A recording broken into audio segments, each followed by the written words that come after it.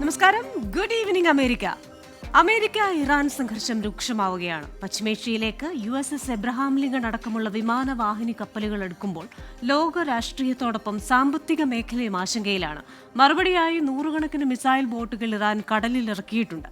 ചെങ്കടൽ തീരത്തെ യുദ്ധക്കപ്പലുകളുടെ നിര പശ്ചിമേഷ്യയെ യുദ്ധഭീതിയിലാക്കുന്നു. ആരാകും സംഘർഷം ലഘൂകരിക്കാൻ മുൻകൈയെടുക്കുക? എത്രനാൾ യുദ്ധഭീതിയിൽ തുടരും പശ്ചിമേഷ്യ? American Dialogue powered by Trinity ഗ്രൂപ്പും ഈ വാരം ചിന്തിക്കുന്നത് ഈ വിഷയമാണ്. US versus Iran.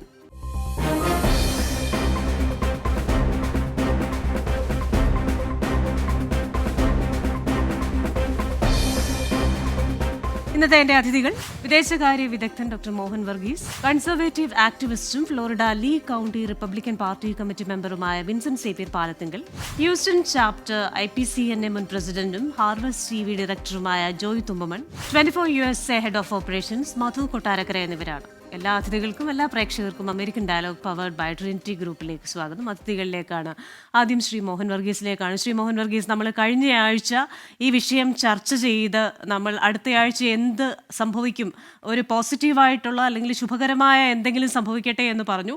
പക്ഷേ ആ വാക്പോരുകൾക്കപ്പുറം ഈ യുദ്ധഭീതിയിലേക്ക് കൂടുതൽ പശ്ചിമേഷ്യ അടുക്കുകയാണ്. യുദ്ധക്കപ്പലുകൾ എടുക്കുന്നു, വിമാനവാഹിനി കപ്പലുകൾ. അമേരിക്കയുടെ പടക്കുതിര എന്നറിയപ്പെടുന്ന USS എബ്രഹാം ലിങ്കണൊക്കെ പശ്ചിമേഷ്യയിലേക്ക് അടുക്കുമ്പോൾ ഞങ്ങളും ഇതിന് മറുപടി നൽകും എന്ന് ഇറാൻ പറയുമ്പോൾ ഈ ആഴ്ച നമ്മൾ ഈ വിഷയം ചിന്തിക്കുമ്പോൾ എന്ത് സാധ്യതയാണ് കാണുന്നത്? പശ്ചിമേഷ്യയിൽ യുദ്ധത്തിന്റെ കാർമേഘങ്ങൾ പെയ്തൊഴിയാതെ ഘനീഭവിച്ച് നിൽക്കുകയാണ്.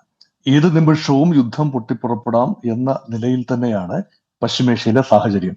അത് അതീവ സങ്കീർണമായ ഒരു സാഹചര്യമാണ്. കാരണം ഒരു വശത്തെ ഇന്റിമിഡേറ്ററി ടാക്ടിക്സ്, ഇറാനെ ഭയപ്പെടുത്തി അമേരിക്ക ആഗ്രഹിക്കുന്നത് പോലെ ഒരു പക്ഷേ ന്യൂക്ലിയർ ഡീലിൽ ഒപ്പിടിപ്പിക്കുക, അല്ല എങ്കിൽ ആഭ്യന്തരമായ സംഘർഷത്താൽ അമേരിക്ക ആ ഒരു ഇറാനിയൻ ഭരണകൂടം തകരുകയും അങ്ങനെ ഒരു പുതിയ റെജീം അവിടെ കൊണ്ടുവരികയും ചെയ്യുക. ഇത് രണ്ടിലേതെങ്കിലും ഒന്നെങ്കിലും സംഭവിക്കാതെ അമേരിക്കയ്ക്ക് പിൻവാങ്ങാനാവില്ല എന്ന നിലയിലാണ് ഇപ്പോൾ കാര്യങ്ങൾ മുന്നോട്ട് പോകുന്നത്. അമേരിക്കയെ സംബന്ധിച്ചിടത്തോളം ആത്യന്തികമായ താല്പര്യം ഓയിൽ ഇൻട്രസ്റ്റ് ആണ്, ഹൈഡ്രോകാർബൺ ഇൻട്രസ്റ്റ് ആണ്. അമേരിക്കയ്ക്ക് നേരിട്ട് എണ്ണ വേണം എന്നതിലല്ല, മറിച്ച് ചൈനയ്ക്ക് ഇറാൻ എണ്ണ സപ്ലൈ ചെയ്യുന്നത് ആത്യന്തികമായി ഒരു വെല്ലുവിളിയാണ്. ഇറാനും ചൈനയും റഷ്യയും ഒക്കെ ചേരുന്ന ഒരു അച്ചുതണ്ട് അവിടെ രൂപപ്പെടുന്നത് ആത്യന്തികമായി അമേരിക്കൻ താല്പര്യങ്ങൾക്ക് ഗുണകരമല്ല. അതേസമയം ഇറാൻ എന്ന രാജ്യം ഒരു സംഘർഷ ഭൂമിയായി നിലനിൽക്കുന്നത് ഒരുപക്ഷെ അമേരിക്കൻ താവളങ്ങൾ വെസ്റ്റ് ഏഷ്യയിൽ നിലനിർത്തുന്നതിന് യോജിച്ച ഒരു കാര്യവുമാണ്. അതുകൊണ്ടാണ് വളരെ സങ്കീർണമായ ഒരു സാഹചര്യമാണ്. ഡൊണാൾഡ് ട്രംപ് അധികാരം ഏറ്റെടുത്തത് മുതൽ തന്നെ ഇറാനെ മെരുക്കിക്കൊണ്ടുവരും എന്ന ഒരു ദൃഢമായ നിലപാടാണ്. അതിന്റെ ഭാഗമായിട്ടാണ് ഇസ്രായേൽ ഇറാൻ യുദ്ധത്തിൽ അമേരിക്ക ബോംബിങ്ങിലേക്ക് തിരിയുന്നതും 3 ആണവ നിലയങ്ങൾ ബോംബ് ചെയ്യുകയും ഒക്കെ ചെയ്യുന്നത് അതിന്റെ ഭാഗമായിട്ടാണ്. ഇപ്പോഴും അമേരിക്ക പ്രൊജക്ട് ചെയ്യുന്ന ഒരു ചിത്രം ഇറാൻ ഒരു വലിയ വിനാശകാരിയായ രാജ്യമാണ്. കാരണം ആണവ പദ്ധതി അത് എൻറ്റയർ റീജിയനെ ഡിസ്റ്റബിലൈസ് ചെയ്യും. അതുകൊണ്ട് ഇറാന്റെ ആണവ പദ്ധതിയിൽ നിന്നും ഇറാൻ പിന്നോട്ട് പോകണം. അതിന് ഡീൽസ് ആണ് ആവശ്യം. പക്ഷെ ഇതിലൊരു ചെറിയ ഇരട്ടത്താപ്പുണ്ട്. കാരണം ആ ഡീലിൽ നിന്നും ഓൾറെഡി ഉണ്ടായിരുന്ന ആണവ ഡീലിൽ നിന്നും പിന്നോട്ട് പോയത് കഴിഞ്ഞ തവണ ഡൊണാൾഡ് ട്രംപ് തന്നെയാണ്.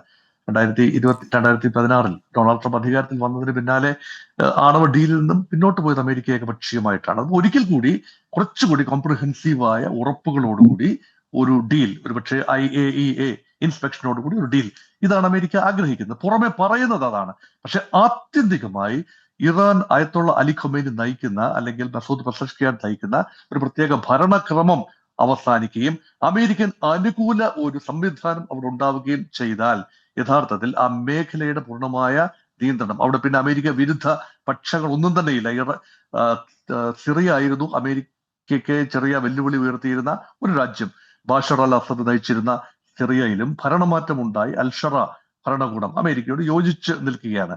അപ്പോൾ ഏക കണ്ണിലെ കരടായി നിൽക്കുന്ന ഇറാനെ കൂടി വരുതിയിലാക്കിയാൽ എല്ലാം ശുഭം എന്നൊരു ചിന്തയാണ്. അതുകൊണ്ടാണ് ഇസ്രയേൽ അതിന്റെ സെക്യൂരിറ്റി പാരഡൈമിൽ വലിയ ത്രെട്ടായിട്ട് കാണുന്ന ഇറാനെ കൂടി അവസാനിപ്പിക്കാൻ ജോയിന്റ് അമേരിക്കൻ ഇസ്രയേൽ ഇനിഷ്യേറ്റീവ് ആവശ്യമാണ്. ഇപ്പോൾ ഇസ്രയേലും പച്ചക്കൊടി കാട്ടിയിരിക്കുന്നു. കഴിഞ്ഞ പ്രാവശ്യം നമ്മൾ ഏതാനും ദിവസം മുമ്പ് സംസാരിച്ചതിൽ നിന്നും ഇപ്പോൾ ഉണ്ടായ വ്യത്യസ്തത, അന്ന് അറബ് രാജ്യങ്ങൾ പച്ചക്കൊടി കാട്ടിയിട്ടില്ലായിരുന്നു. ഇപ്പോഴും അത് അങ്ങനെ തന്നെ നിൽക്കുന്നു. UAEയും സൗദി അറേബ്യയും തങ്ങളുടെ മണ്ണ് അമേരിക്കൻ ഓപ്പറേഷൻസിന് വേണ്ടി ഇറാനെതിരെയുള്ള ഒരു ഓപ്പറേഷന് വേണ്ടി തങ്ങളുടെ മണ്ണ്, തങ്ങളുടെ എയർ സ്പേസ്, തങ്ങളുടെ ലാൻഡ് ഒന്നും ഉപയോഗിക്കാൻ പാടില്ല എന്ന നിലപാടിൽ നിൽക്കുകയും അതേസമയം ഇസ്രായേൽ അതിന് വില്ലിങ്നെസ് കാട്ടുകയും ചെയ്തു. കഴിഞ്ഞ ആഴ്ച ഇസ്രായേൽ പൂർണ്ണമായി സജ്ജീകരിച്ചിട്ടില്ലായിരുന്നു. ഇപ്പോൾ ഇസ്രായേൽ സർവ്വസജ്ജമാണ്.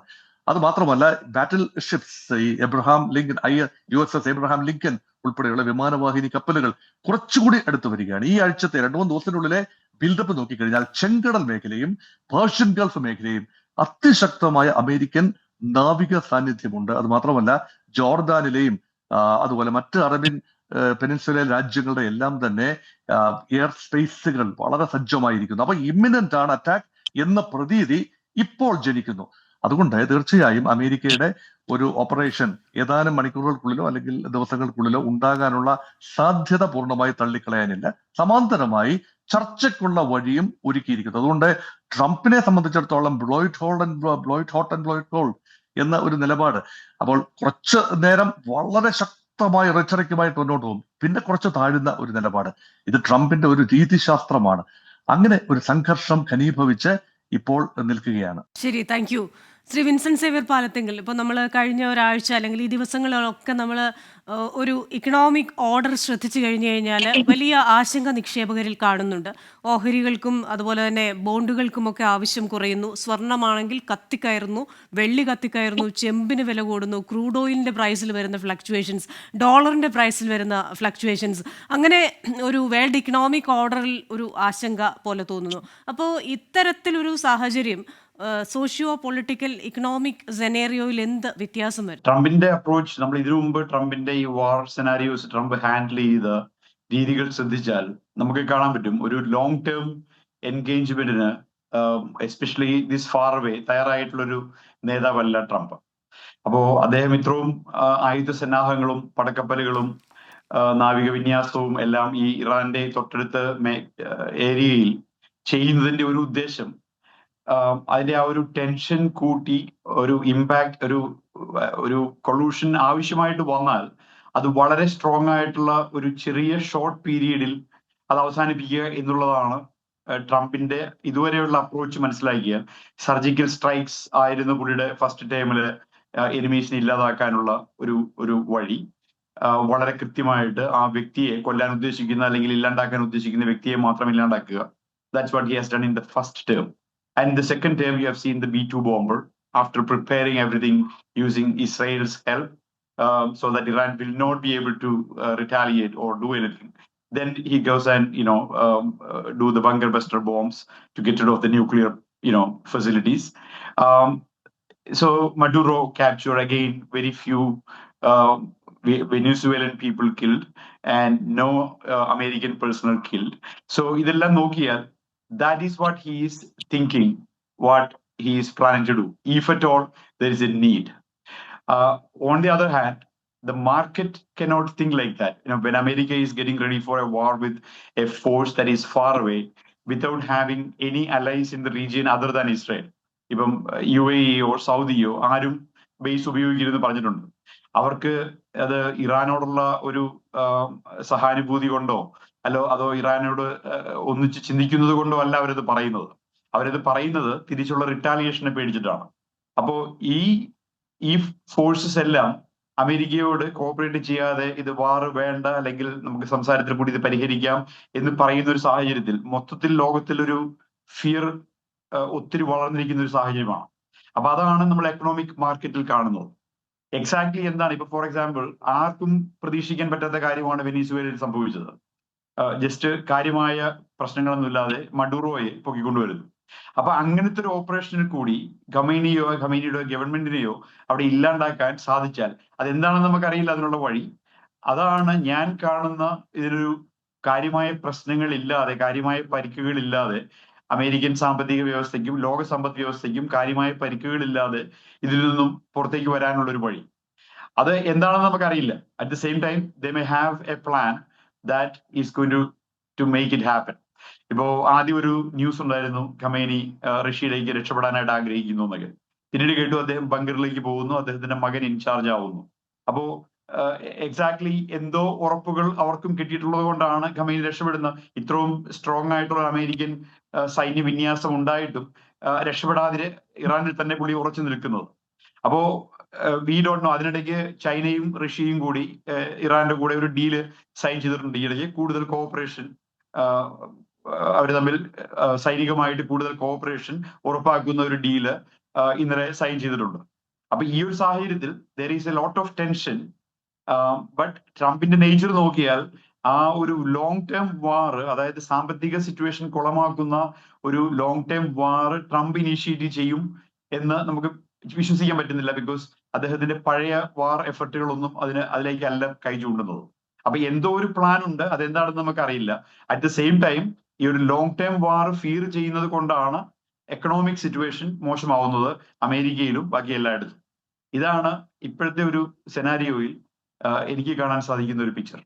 ശരി, ശ്രീ ജോയ് തുമ്പമൺ, നമുക്കറിയാം ട്രംപ് നല്ല ഒന്നാം തരം ഒരു ബിസിനസ്മാനാണ്.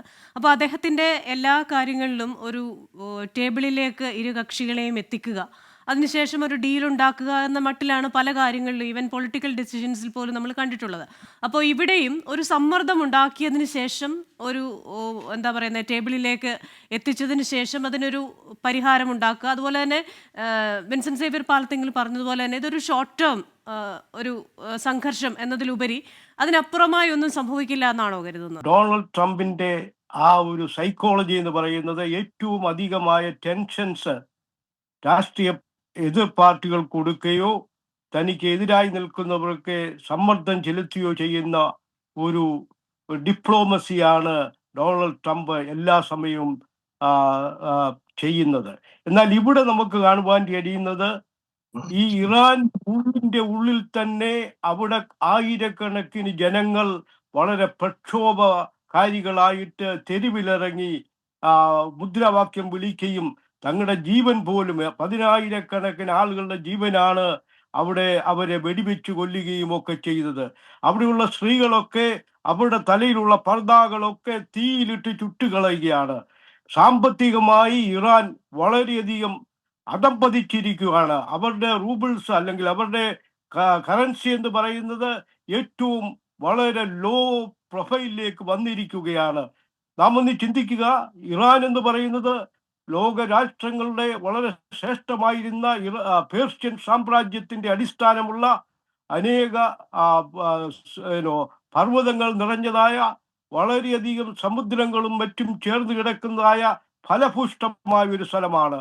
പുരാതന കാലം മുതൽ പേർഷ്യൻ സാമ്രാജ്യം ലോകത്തിന്റെ ഒരു അഭിമാനമായിരുന്നു. എന്നാൽ എന്താണ് സംഭവിച്ചതെന്നറിയാമോ? 1999 സാർ ചക്രവർത്തിമാരെ അവിടുന്ന് നിഷ്കാസനം ചെയ്തിട്ട് ഇസ്ലാമിക തീവ്രവാദികൾ അതിനെ പിടിച്ച് അടക്കിക്കൊണ്ട് ഖുമേനിയുടെ ഭരണം മൂലം ജനങ്ങൾക്ക് നന്മ ലഭിക്കാതെ, സ്വാതന്ത്ര്യമില്ലാതെ, സ്ത്രീകൾക്ക് യാതൊരു വിധമായ തെരുവീതികൾ ഇറങ്ങി സഞ്ചരിക്കുകയോ പഠിക്കുകയോ ചെയ്യുവാൻ കഴിയാത്ത വിധത്തില് സാമ്പത്തികമായ ഒരു കുത്തനെയുള്ള ഒരു അധംപതനമാണ് ഉണ്ടായിരിക്കുന്നത്. ഈ അധംപതനത്തിനെതിരായിട്ടുള്ള പൊതുജനങ്ങളുടെ പ്രക്ഷേപമാണ് വാസ്തവത്തില് ട്രംപിനെ പോലുള്ള ആളുകൾക്ക് ഇതിനെതിരായി മുന്നോട്ട് വരുവാനുള്ള ആഗ്രഹം. അവരുടെ ആഗ്രഹം എന്ന് പറയുന്നത് ആറ്റോമിക് എനർജിയും ആറ്റം ബോംബും നിർമ്മിച്ചിട്ട് അവിടെയുള്ളതായി ഇസ്രായേലിനെ തകർക്കുക എന്നുള്ളതാണ്. Death to America, death to Israel, ഇതാണ് അവരുടെ മുദ്രാവാക്യം. എന്നാൽ ഇപ്പോൾ എന്താണ് സംഭവിച്ചിരിക്കുന്നത്? ഇറാൻ തന്നെ നശിക്കുവാൻ പോകുകയാണ്. സാമ്പത്തികമായി അവർ അധംപതിച്ചു. ഖുമേനി തന്റെ ജീവന്റെ രക്ഷയ്ക്ക് വേണ്ടി ബങ്കറുകളിലൊക്കെ പോകുകയാണ്. ഈ നല്ല സുവർണാവസരത്തെ കൈക്കലാക്കിക്കൊണ്ട് ഇതാ അമേരിക്കയുടെ വളരെയധികം കപ്പൽ പടകൾ ഇങ്ങനെ മധ്യപൂർവ്വ ഏഷ്യയെ കേന്ദ്രമാക്കിക്കൊണ്ട് വന്നുകൊണ്ടിരിക്കുകയാണ്. അമേരിക്കൻ കപ്പൽ പടയുടെ ശ്രേഷ്ഠത എന്ന് പറയുന്നത് നിമിഷനേരം കൊണ്ട് സർജിക്കൽ സ്ട്രൈക്ക് അടിച്ച് നിമിഷനേരം കൊണ്ട് തകർക്കുവാൻ കഴിയുന്ന ബമ്പർ ബോംബുകൾ ഉള്ളതായ വളരെ പ്രഗത്ഭരായ ഒരു കപ്പൽ പടയാണ് അമേരിക്കയ്ക്കുള്ളത്. ഏത് നിമിഷവും നിമിഷനേരം കൊണ്ട് ലോകരാഷ്ട്രങ്ങളെ നിമ്മൂലമാക്കുവാനും ചാമ്പിലാക്കുവാൻ കഴിയുള്ള അമേരിക്കയുടെ കപ്പൽപ്പട ഇപ്പോൾ ഇറാനെ ലക്ഷ്യമാക്കിക്കൊണ്ട് പോവുകയാണ്. ഇങ്ങനെയുള്ള പ്രഷർ കൊടുത്തു കഴിയുമ്പോൾ അവിടെ ഒരു സമാധാനം ഉണ്ടാകും. യുദ്ധത്തിന് ഒരു സാധ്യത ഇല്ലാതായി ഡയലോഗിലൂടെ, സംസാരത്തിലൂടെ, സന്ധികളിലൂടെ ഒരു വിജയം നേടുവാൻ കഴിയുമെന്നുള്ളതാണ് ട്രംപിന്റെ സ്ട്രാറ്റജി എന്നാണ് ഞാൻ കാണുന്നത്.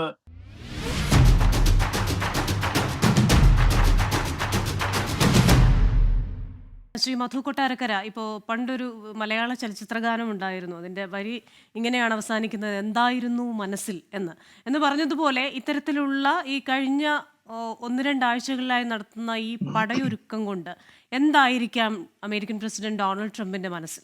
ഈ കഴിഞ്ഞ 1-2 ദിവസങ്ങളല്ല, ഏതാണ്ട് ദശാബ്ദങ്ങളായിട്ട് അമേരിക്കയും ഇറാനും തമ്മിലുള്ള ബന്ധം തീരെ വഷളായതാണ്. ജിമ്മി കാർട്ടറിന്റെ കാലഘട്ടം മുതലേ വഷളായതാണ്. അത് മാത്രമല്ല, ഇസ്രയേലിന് അവിടുത്തെ ഒരു നിലനിൽപ്പിന് ഏറ്റവും വലിയ ഒരു ഭീഷണി ഇറാൻ ആണെന്ന് അമേരിക്ക ഉറച്ചു വിശ്വസിക്കുന്നു. 2 ദശാബ്ദക്കാലമായിട്ട് ഇസ്രയേൽ ഇതിനു വേണ്ട തയ്യാറെടുപ്പുകൾ നടത്തുന്നു. ഇസ്രയേൽ ഒറ്റയ്ക്ക് ഒരു ഓപ്പറേഷൻ എങ്ങനെ നടത്തണമെന്നുള്ള പരീക്ഷണം തന്നെ കഴിഞ്ഞ വർഷങ്ങളിൽ നടത്തിയിട്ടുണ്ടെന്നും പറയപ്പെടുന്നു. അമേരിക്കയുടെ സഹായം ഇല്ലെങ്കിൽ പോലും ഇപ്പോൾ അമേരിക്കയും ഇസ്രയേലും കണക്ക് കൂട്ടുന്നത് ഏറ്റവും അനുകൂലമായ സാഹചര്യമാണ്. കാരണം ഹമാസ്, ഹൂതികൾ, അതുപോലെ തന്നെ ഹിസ്ബുള്ള, ഈ ത്രിമൂർത്തികൾ ഏറ്റവും ക്ഷയിച്ചിരിക്കുന്ന അവസ്ഥയാണ്. അവരുടെ തലവന്മാരുടെ പലരുടെയും തല പോയിരിക്കുന്ന ഒരു അവസ്ഥയാണ്. അത് മാത്രമല്ല, അവിടുത്തെ ആഭ്യന്തര കലാപം ഇത്രയും അനുകൂലമായ ഒരു സാഹചര്യത്തിൽ ഇതായിരിക്കാം ഒരുപക്ഷെ ഇറാനെ അറ്റാക്ക് ചെയ്യാനുള്ള ഏറ്റവും നല്ല സമയവും.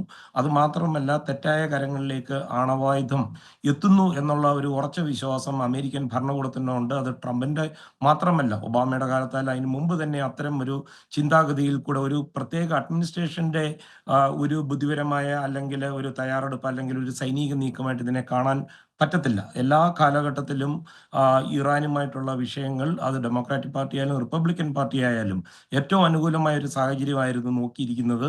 തന്നെയുമല്ല, ഒരുപക്ഷെ എത്രയോ വർഷങ്ങൾക്ക് ശേഷമായിരിക്കും അമേരിക്ക ഇത്ര വലിയ ഒരു സൈനിക വിന്യാസം നടത്തിയിരിക്കുന്നത്. ഇറാന്റെ ഭാഗത്തു നിന്നും നമുക്ക് ശ്രദ്ധിച്ചു കഴിഞ്ഞാൽ വിദേശകാര്യമന്ത്രി അബ്ബാസ് അറാഖ്ചി ഇന്ന് അല്പസമയം മുമ്പ് തന്നെ പറയുന്നു, വാതിലുകൾ തുറന്നിട്ടിരിക്കുകയാണ് ഒരു ഫെയർ ഡീലിന്, ഒരു ചർച്ചയ്ക്കായിട്ട്. അപ്പോൾ അങ്ങനെ തിരിച്ചടിക്കാനാണെന്നുണ്ടെങ്കിൽ അവരങ്ങനെ പറയേണ്ട കാര്യമില്ല. സൗദി പ്രതിരോധ മന്ത്രി കഴിഞ്ഞ 24 മണിക്കൂറായി വാഷിങ്ടണിൽ തുടർച്ചയായിട്ടുള്ള ചർച്ച നടത്തിക്കൊണ്ടിരിക്കുകയാണ്. കാരണം അത്തരം ഒരു യുദ്ധം നടക്കുകയാണെന്നുണ്ടെങ്കിൽ സാമ്പത്തികപരമായിട്ടും ഊർജ്ജ വിപണിയെയും സാരമായി ബാധിക്കും. അതുകൊണ്ട് ട്രംപ് അഡ്മിനിസ്ട്രേഷന്റെ മുകളിൽ സൗദിയെ മുന്നിൽ നിർത്തിക്കൊണ്ടുള്ള മറ്റ് അറബ് രാജ്യങ്ങളുടെ സമ്മർദ്ദവും വലിയ തോതിൽ നടക്കുകയും ചെയ്യുന്നുണ്ട്. എന്നാൽ ഈ സൗദി പ്രതിനിധി ഒരു വശത്ത് ചർച്ച നടത്തുമ്പോൾ മറുവശത്ത് ഇസ്രായേലിന്റെ ഇന്റലിജൻസിന്റെ തലവൻ തന്നെ നേരിട്ടെത്തി പെന്റഗണും സിഐയുമായിട്ട് ടാർഗറ്റ് ചെയ്തിരിക്കുന്ന സൈനിക കേന്ദ്രങ്ങൾ ആരൊക്കെ, ഏതൊക്കെ സൈനിക നേതാക്കന്മാരെയാണ് ടാർഗറ്റ് ചെയ്യേണ്ടത് എന്നുള്ള ചർച്ചകൾ മറുവശത്തും കൃത്യമായിട്ട് നടക്കുന്നുണ്ട്. ഒരുപക്ഷെ B2 ബോംബർ വെച്ച് നടത്തിയ ഒരു അറ്റാക്ക് പോലെ ഈ അനുകൂല സാഹചര്യം ഡൊണാൾഡ് ട്രംപ് അഡ്മിനിസ്ട്രേഷൻ ജനകീയ പ്രക്ഷോഭങ്ങളുടെ അല്ലെങ്കിൽ ജനങ്ങളിലേക്ക് ഒരു പരസ്യമായ ഒരു വ്യോമാക്രമണം നടത്താതെ കൃത്യമായ ചില ടാർഗറ്റുകൾ ഇതിലൂടെ ലക്ഷ്യമിട്ട് ആ ഉദ്ദേശം നേടിയെടുക്കുവാനും ഇറാന്റെ ആണവ പരീക്ഷണങ്ങളെ ഒരു ദശാബ്ദക്കാലമെങ്കിലും പുറകോട്ട് കൊണ്ടുപോകാനുമായിരിക്കും ശ്രമിക്കുന്നതെന്നാണ് എൻ്റെ ഒരു കണക്കൂട്ടൽ. കൃഷ്ണ. ശരി, ശ്രീ മോഹൻ വർഗീസ്, നമ്മൾ ഇനിയും ഒരു പ്രോബബിലിറ്റി നോക്കിക്കഴിഞ്ഞു കഴിഞ്ഞാൽ ഇതിന്റെ ഒരു സൊല്യൂഷൻ വേണമല്ലോ. അപ്പൊ ആ സൊല്യൂഷനിലേക്കുള്ള സാധ്യതകൾ എന്തൊക്കെയാണ്? യഥാർത്ഥത്തിൽ നയതന്ത്രം അവസാനിക്കുന്നിടത്താണ് യുദ്ധം ഉണ്ടാകുന്നതെന്നാണ് പൊതുവെയുള്ള ഒരു കണക്കുകൂട്ടൽ. ഇപ്പോഴിതാ യുദ്ധ സാഹചര്യം ഒരു പക്ഷേ തള്ളിക്കളയാനാവുമെങ്കിൽ ഗിവ് ഡിപ്ലോമസി എ ചാൻസ് എന്ന രീതിയിൽ ലോകം ചിന്തിക്കുന്നു. അതുകൊണ്ടാണ് ഇവിടെ ശ്രീ മധു കൊട്ടാരക്കര സൂചിപ്പിച്ചതുപോലെ സമാന്തരമായി 2 സമ്മർദ്ദങ്ങൾ ഇവിടെ നടക്കുന്നു. ഒരു പക്ഷത്തെ അറബി ഇസ്ലാമിക ലോകം, അവിടെ തന്നെ GCC രാജ്യങ്ങൾ, സൗദി ഉൾപ്പെടെ രാജ്യങ്ങൾ അതിശക്തമായ സമ്മർദ്ദമാണ് അമേരിക്കയുടെ മേൽ ചെലുത്തുന്നത്. അവസാന നിമിഷമെങ്കിലും നെഗോഷിയേറ്റഡ് സെറ്റിൽമെന്റ്, അതിലൂടെ പ്രശ്നപരിഹാരം കാണുക, ഏതെങ്കിലും ഒരു മധ്യസ്ഥ രാജ്യത്തിന്റെ സഹായത്തോടു കൂടി. ഇപ്പൊ യുണൈറ്റഡ് നേഷൻസ് ഒന്നും രംഗത്തില്ല.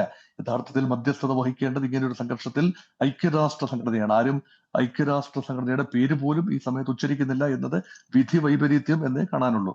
അപ്പൊ അങ്ങനെ ഒരു ഡിപ്ലോമാറ്റിക് സൊല്യൂഷൻ, ഇപ്പം ഒരു ആണവ കരാറിൽ ഒപ്പിടാൻ അബ്ബാസ് അറാഖ്ചി ഉൾപ്പെടെയുള്ള ഇറാൻ വിദേശകാര്യമന്ത്രി ഉൾപ്പെടെ സന്നദ്ധത അറിയിച്ച സ്ഥിതിക്ക് ഇറാൻ രണ്ടിനും തയ്യാറാണെന്നാണ് പറയുന്നത്. ഒന്നുകിൽ കാഞ്ചിയിൽ തങ്ങളുടെ കാഞ്ചിയിൽ കൈ വെച്ചുകൊണ്ടാണ് പറയുന്നത് ഇങ്ങോട്ട് ആക്രമണം ഉണ്ടായാൽ തിരിച്ചടി ഉണ്ടാകും, അത് അമേരിക്കൻ താവളങ്ങൾ എവിടെയെല്ലാം ഉണ്ടോ അവിടെ എല്ലാം തന്നെ ആക്രമണം ഉണ്ടാകും. ഒരുപക്ഷെ താവളങ്ങളുള്ള രാജ്യത്തെ താവളങ്ങൾ ഇല്ലാത്ത സ്ഥലങ്ങളിൽ അത് എണ്ണപ്പാടങ്ങൾ എന്ന് ചേർത്ത് വായിക്കേണ്ടി വരും, എണ്ണ സംഭരണശാലകൾ ഉൾപ്പെടെ.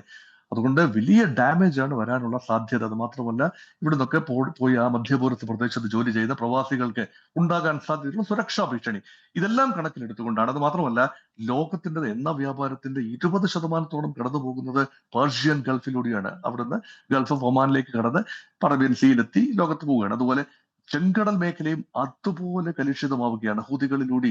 ഭാഗികമായിട്ടെങ്കിലും ഹൂതികളിലൂടെയും ഇപ്പോഴും ആ പ്രദേശത്തെ ബാബൽ മന്ദേബ് മേഖല, ചെങ്കടലിലേക്കുള്ള പ്രവേശന കവാടമൊക്കെ നിയന്ത്രിക്കുന്നത് ഹൂതികൾ കൂടിയാണ്, ഇറാന്റെ പിന്തുണയുള്ള ഹൂതികളാണ്. അതിലെയാണ് ലോക ചരക്ക് വ്യാപാരത്തിന്റെ ഏതാണ്ട് 20% കടന്നു പോകുന്നത്. അവിടെ നിന്ന് വേണം മെഡിറ്ററേനിയൻ കടലിലേക്ക് ഈ സൂയസ് കനാലിലൂടെ കടന്നു പോകാൻ. ഇതെല്ലാം തന്നെ അസ്ഥിരമായാൽ ലോക വിപണി ചൂടുപിടിക്കും. സ്വർണത്തിന്റെ വില കുതിച്ചുയരുന്നതിനെ കുറിച്ച് നമ്മൾ ഇവിടെ ഓൾറെഡി സംസാരിച്ചു കഴിഞ്ഞു. അത് ഒഴിവാക്കണമെങ്കിൽ ഒരു ഡിപ്ലോമാറ്റിക് ലാസ്റ്റ് മിനിറ്റ് എങ്കിലും ഒരു ഡിപ്ലോമാറ്റിക് സൊല്യൂഷൻ വേണം. ഒരു യുദ്ധം ഉണ്ടായാൽ ഈ 2 കടലുകളും ബ്ലോക്ക്ഡ് ആകും, അത് അപരിഹാര്യമായ ഡാമേജ് ആണ് ഉണ്ടാക്കുക. ഇനി രണ്ടാമത്തെ ഓപ്ഷൻ എന്ന് പറഞ്ഞാൽ യുദ്ധം തന്നെയാണ്. നൗ ഓർ നെവർ എന്നത് തീർച്ചയായും അതൊരു വലിയ സാധ്യതയാണ്. ഏറ്റവും അനുകൂല സാഹചര്യം അമേരിക്കയ്ക്കും ഇസ്രായേലിനും ഇത്രയും അനുകൂലമായ ഒരു സാഹചര്യം ഉണ്ടായിട്ടില്ല. ഇറാൻ ആഭ്യന്തരമായി ദുർബലമാണ്. കാരണം 12 ദിവസത്തെ യുദ്ധം 6 മാസത്തിന് മുൻപ് നടന്ന ജൂൺ 2025 നടന്ന യുദ്ധത്തിൽ ഇറാന്റെ കേപ്പബിലിറ്റി കുറെയൊക്കെ ഡെന്റ് ചെയ്തിട്ടുണ്ട്. അത് അനുകൂല സാഹചര്യമാണ്. റീബിൽഡ് ചെയ്യുകയാണ്. 1000-ഓളം ഡ്രോണുകളുമായി കൂടുതൽ ശക്തമായി എന്ന് ഇറാൻ പറയുന്നു, കൂടുതൽ പ്രിപ്പയർഡ്നെസ് ഉണ്ടായി എന്ന് പറയുന്നു, റെസിലിയൻസ് ഉണ്ടായി എന്ന് പറയുന്നു. ഇതൊക്കെ റെറ്ററിക്ക് മാത്രമാണ്. യഥാർത്ഥത്തിൽ സ്വല്പം ദൗർബല്യം ഉണ്ടായിട്ടുണ്ട്. ഇറാൻ ദുർബലമായിരിക്കുന്ന സമയത്ത് ആഭ്യന്തര കലഹം അതിന്റെ മൂർധന്യത്തിൽ എത്തി നിൽക്കുന്നു. അപ്പൊ ജൈവികമായി ഉണ്ടായി വന്നൊരു കലാപത്തെ അമേരിക്ക എഞ്ചിനീയർഡ് ഒരു ഫാക്ടർ കൂടുതൽ ആളിക്കത്തിച്ചു. അമേരിക്ക തന്നെയാണല്ലോ ഈ സാഹചര്യം ഉണ്ടാക്കി വെച്ചത്. കാരണം ഉപരോധത്തിലൂടെ നട്ടം തിരിയുകയാണ് ഇറാൻ. അങ്ങനെ ഇറാന്റെ എണ്ണ കച്ചവടം നടക്കാതെ വന്നപ്പോൾ യഥാർത്ഥത്തിൽ വലിയ ക്ഷാമമായി, വിലക്കയറ്റമായി, നാണ്യപ്പെരുപ്പമായി, സ്വാഭാവികമായി ജനം തെരുവിലിറങ്ങി. ഇതെല്ലാം ചേർത്ത് വായിക്കേണ്ട കാര്യമാണ്. അങ്ങനെ സൃഷ്ടിച്ചെടുത്ത ഒരു സാഹചര്യം, ഇറാന്റെ ഭരണകൂടത്തിന്റെ കെടുകാര്യസ്ഥതയും അടിച്ചമർത്തലും എല്ലാം ഒരു വശത്ത്, മറുവശത്ത് അമേരിക്ക സൃഷ്ടിച്ച സാഹചര്യം. ഈ അനുകൂല സാഹചര്യത്തിൽ ഇസ്രായേലിന്റെ കൂടെ പിന്തുണയോടുകൂടി ഇസ്രായേൽ എക്കാലത്തും ആഗ്രഹിച്ചത് ഇപ്പോൾ നടത്തിയെടുത്താൽ നൗ ഓർ നെവർ എന്ന അവസ്ഥയിൽ നിൽക്കുകയാണ് അമേരിക്ക. അതുകൊണ്ടാണ് അമേരിക്ക ഈസ് ഇൻ 2 മൈൻഡ്സ്. കയറി അടിക്കണോ, അടിച്ചു കഴിഞ്ഞാൽ തീർച്ചയായിട്ടും തിരിച്ചടി ഉണ്ടാകും, ഭാഗികമായിട്ടെങ്കിലും നാശനഷ്ടങ്ങൾ ഉണ്ടാകും. ഇത് നേരത്തെ ഇവിടെ എല്ലാ പാനലിസ്റ്റുകളും സൂചിപ്പിക്കുന്ന പോലെ America is not prepared for a long term war. അതായത് റഷ്യ ഉക്രൈനിൽ നടത്തുന്നത് പോലെ വർഷങ്ങൾ നീണ്ടു നിൽക്കുന്ന ഒരു യുദ്ധത്തിലേക്ക് ആ പ്രദേശത്തെ കൊണ്ടുപോകാൻ അമേരിക്കയ്ക്ക് തന്നെ നിന്ന് പഠിക്കാൻ താല്പര്യമില്ല. അതുകൊണ്ട് സർജിക്കൽ സ്ട്രൈക്കിലൂടെ, അത് മാത്രമല്ല ആകാശങ്ങളിൽ മാത്രം യുദ്ധം ജയിക്കാനാണ് അമേരിക്ക താല്പര്യപ്പെടുന്നത്. പക്ഷേ നോക്കൂ, പണ്ടൊരു സെയിങ് ഉണ്ട്, you can win a war on ഹോട്ട് സ്റ്റോപ്പ്. അലക്സാണ്ടർ ദി ഗ്രേറ്റിനോട് പറഞ്ഞതാണ്, ഒരു വിദ്വാൻ പറഞ്ഞതാണ്, you can win the war on a ഹോട്ട് സ്റ്റോപ്പ്, but if you want to rule you have to get down. കുതിരപ്പുറത്തിരുന്നുകൊണ്ട് യുദ്ധം ജയിക്കാം, പിടിച്ചെടുക്കാം, പക്ഷേ ഭരിക്കണമെങ്കിൽ ഗ്രൗണ്ട് റിയാലിറ്റി, താഴെ ഇറങ്ങി വരണം. അമേരിക്കയെ സംബന്ധിച്ചിടത്തോളം ഗ്രൗണ്ട് ഓപ്പറേഷൻസിലൂടെ മാത്രമേ ഇറാന്റെ ഭരണകൂടത്തെ മാറ്റാൻ സാധിക്കുമെങ്കിൽ അത് വളരെ വലിയ ചാലഞ്ചാണ്. എയർ സുപ്പീരിയോറിറ്റി അമേരിക്കയ്ക്ക് തന്നെയാണ്. ഇസ്രായേലിനും അമേരിക്കയ്ക്കും എയർ സുപ്പീരിയോറിറ്റി ഉണ്ട്. ഇറാന്റെ വിമാനങ്ങൾക്ക് പറക്കാൻ കാര്യമായ കഴിവില്ല. അവർക്ക് മിസൈലുകൾ അയക്കാൻ മാത്രമേ കഴിയൂ. വ്യോമസേനയും നാവികസേനയും ഒരുപോലെ ദുർബലമാണ് ഇറാന്റേത്. പക്ഷേ കരസേനയുടെ കാര്യം വരുമ്പോൾ ഒരു കരയുദ്ധത്തിലേക്ക് അമേരിക്കയെ വലിച്ചഴച്ചാൽ യഥാർത്ഥത്തിൽ ഭരണമാറ്റം ഉണ്ടാകാൻ അതുമാത്രമേ വഴിയുള്ളെങ്കിൽ ബുദ്ധിമുട്ടാണ്. അത് മാത്രമല്ല, ഇറാൻ ഭരണകൂടത്തെ നിഷ്കാസനം ചെയ്താൽ who will come to power? ഇത് അമേരിക്കയിൽ 50 വർഷമായി പ്രവാസത്തിലുള്ള ഷാ പഹ്ലവി രണ്ടാമന്റെ മകൻ റിദ പഹ്ലവിയെ കൊണ്ടുവന്നു കഴിഞ്ഞാൽ അദ്ദേഹത്തിന് ഇറാന്റെ യാഥാർത്ഥ്യങ്ങളെ കുറിച്ച് അറിയില്ല. മറ്റൊരു ജൈവികമായ പ്രതിപക്ഷം അവിടെ ഉയർന്നു വന്നിട്ടില്ല. ഇറാനിയൻ പ്രതിപക്ഷങ്ങൾ ലോകത്തിന്റെ പല ഭാഗത്തായി ചിതറി നിൽക്കുകയാണ്. അതുകൊണ്ട് ഭാവി ഭരണകൂടത്തെ കുറിച്ചുള്ള കൃത്യമായ ബ്ലൂ പ്രിന്റ് റെഡിയാകാതെ ഇപ്പോൾ ഭരണകൂടത്തെ അട്ടിമറിച്ചു കഴിഞ്ഞാൽ ഇനി എന്ത്? ഇനി അട്ടിമറിക്കുന്നത് തന്നെ അത്ര എളുപ്പമുള്ള കാര്യവുമല്ല. അതുകൊണ്ടാണ് അമേരിക്ക വളരെയധികം പ്രിക്കോഷൻസ് എടുക്കുന്നത്. അതുകൊണ്ടാണ് എന്തായാലും നമുക്ക് സമയം കുറവായതുകൊണ്ട് നമുക്ക് ചർച്ച അവസാനിപ്പിക്കേണ്ടിയിരിക്കുന്നു. അങ്ങ് പറഞ്ഞതുപോലെ തന്നെ അടിക്കടി തിരിച്ചടി എന്നതായിരിക്കരുത് ഒരു പരിഹാരം. അതിന് പകരം ഒരു ലാസ്റ്റ് മിനിറ്റ് ഡിപ്ലോമാറ്റിക് മൂവ് ഉണ്ടാകട്ടെ, അതിനൊരു പരിഹാരം ഉണ്ടാകട്ടെ, സമാധാനം പുലരട്ടെ എന്ന ആ പ്രതീക്ഷയോടുകൂടെ ഈ ആഴ്ചയെ നമ്മൾ ഈ ചർച്ച അവസാനിപ്പിക്കുകയാണ്. വളരെ നന്ദി ഈ ചർച്ചയിൽ പങ്കെടുത്തതിന് ശ്രീ മോഹൻ വർഗീസ്, ശ്രീ വിൻസെന്റ് സേവ്യർ പാലത്തിങ്കൽ, ശ്രീ ജോയ് തുമ്പമണ്ണ, ശ്രീ മധു കൊട്ടാരക്കര. ലിയോ ടോൾസ്റ്റോയുടെ യുദ്ധവും സമാധാനവും എന്ന ആ ഒരു കൃതിയിൽ പറയുന്ന ഒരു കാര്യമുണ്ട്. യുദ്ധം അവസാനത്തിലേക്ക് വരുമ്പോൾ യുദ്ധം കൊണ്ട് എന്ത് സാധിച്ചു എന്ന് അതിലെ കഥാനായകൻ ആകാശത്തേക്ക് നോക്കി പല വേഷങ്ങളിൽ മരിച്ചു കിടക്കുന്ന മനുഷ്യരെ കാണുമ്പോൾ പറയുന്നത്. അപ്പോൾ ഒരു യുദ്ധത്തിൻ്റെ ഒരു യാഥാർത്ഥ്യമില്ലായ്മ, യുദ്ധത്തിൻ്റെ നശ്വരത, അതെല്ലാം വിളിച്ചോതുന്ന ഒരു കാര്യമാണ് ആ കഥാനായകൻ അവിടെ പറയുന്നത്. അപ്പോൾ യുദ്ധമില്ലാത്ത ഒരു ഭൂമി, സമാധാനത്തിൻ്റെതായ ഒരു ഭൂമി പുലരട്ടെ എന്ന പ്രതീക്ഷയോടുകൂടി American Dialogue powered by Trinity group ഈ വാരം ഇവിടെ പൂർണ്ണമാവുകയാണ്. അടുത്തയാഴ്ച മറ്റൊരു വിഷയവുമായി വീണ്ടും കാണാം. Till then stay safe.